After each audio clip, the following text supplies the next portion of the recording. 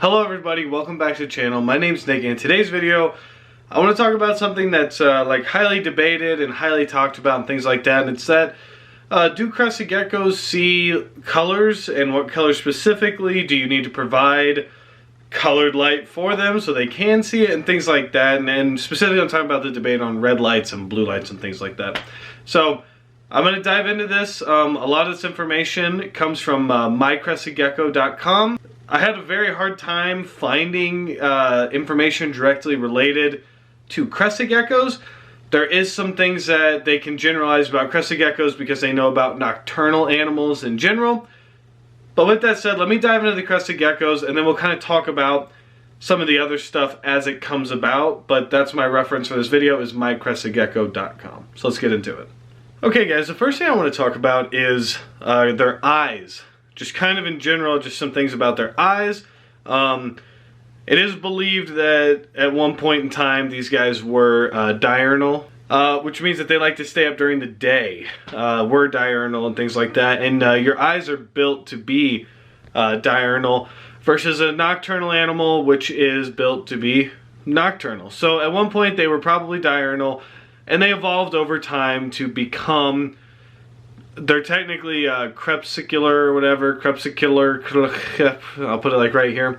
So they are technically, but for the purpose of this video, we'll just call them nocturnal and diurnal. Just bear with me. So if at one point, they were during the day, for some reason they evolved to better see their territories at night and hunt at night and things like that. So they developed eyes that have those slits in them. So their pupils have the slits in them. The other thing about their eyes too is that they don't have eyelids. They actually have a thin, transparent membrane on the outside that protects their eye. And then they also lick their eyes to clear debris or to clear anything messing with their vision. So kind of something about the eyes. They're also called eyelash geckos because they have little, cute little eyelashes on top of their eyes. And because of this, they don't sleep with their eyes closed. As we all know, when a crested gecko is sleeping, it can somewhat close its eyes in a weird way, but not really in the sense of it's completely closed and sleeping.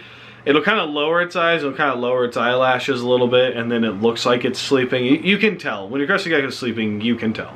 So during the day, and currently right now, if you look at Pam, oh, there she is. So you see those little slits on her eyes, and see how tiny they are? She's not letting in any light at the moment. Her eyes are really as shut tight as they can to limit how much light is actually getting through into her eyes. Because a crested gecko's eyes, and this comes directly from the website, it says that their eyes are about 350 times more light sensitive than ours. So it would make sense as to why they wouldn't want to let much light in, and they have more control over it. As you guys can tell, if you come into your gecko room when it's pitch black at night, their eyes are wide open because they're open, they're active.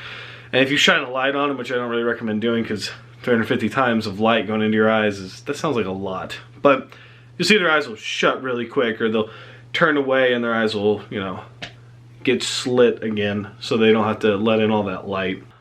Crested geckos can distinguish color at lower lights than we can, so I don't really know exactly what that means, but if I can assume what that means, they can see a better spectrum at a lower light level than we can, which is something important to remember.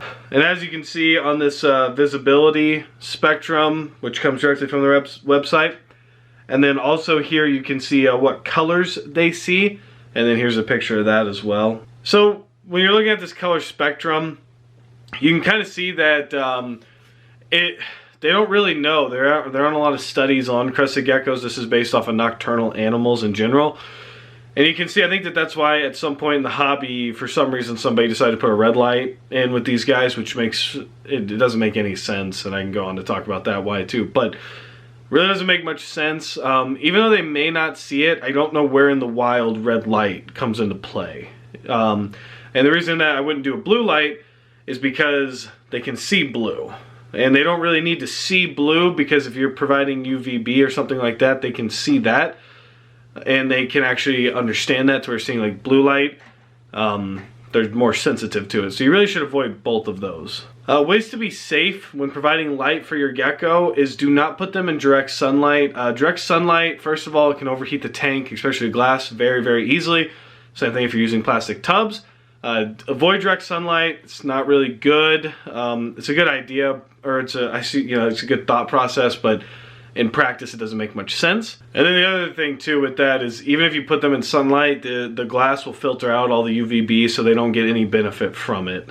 One thing important to remember too with your crested gecko is don't just keep them in a dark room all day and all night. It is important to give them a night cycle, and it's good for their eyes to get that to get that adjustment. They don't need to be seeing everything constantly. It'd be hard for them to mentally sleep at that point. So just kind of make sure you're providing day-night cycle. And like I said, that goes more than just the eyes. That goes into a lot of things with them and to keep them on a good schedule. At night, it's really best just to keep it pitch black.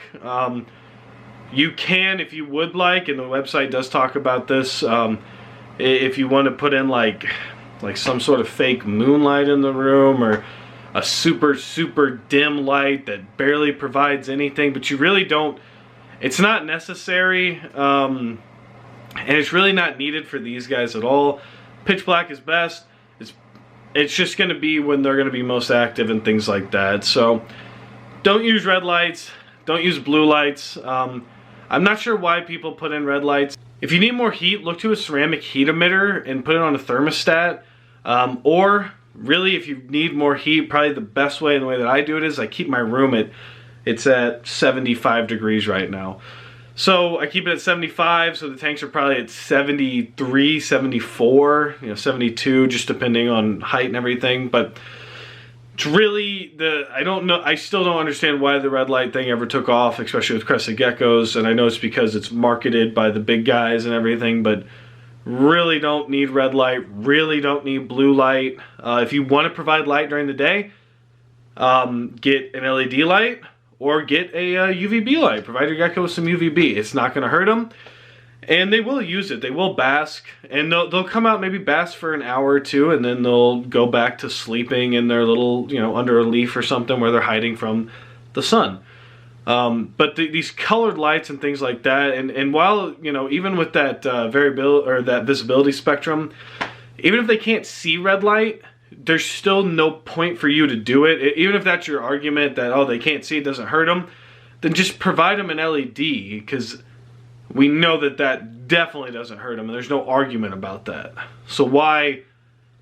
I don't know. There's a lot of hills to die on in life. I don't know. I don't think that red bulbs are the hill. That's just my opinion. All right, guys, that's gonna be the video. I hope you did like it. If you did learn something about their eyes and if they see color or not, I wish that we had more concrete proof, but unfortunately it's not really an animal that's studied that much, and I guess it really doesn't need to be studied that much. Just do the best that you can for your animal, and I don't know, just do as natural as possible, UVB lighting, LED lighting, things like that. But since this is the end of the video, I'm gonna say, if you did get something out of it, hit that like button, hit that subscribe button, and until next time, guys, stay safe and stay positive.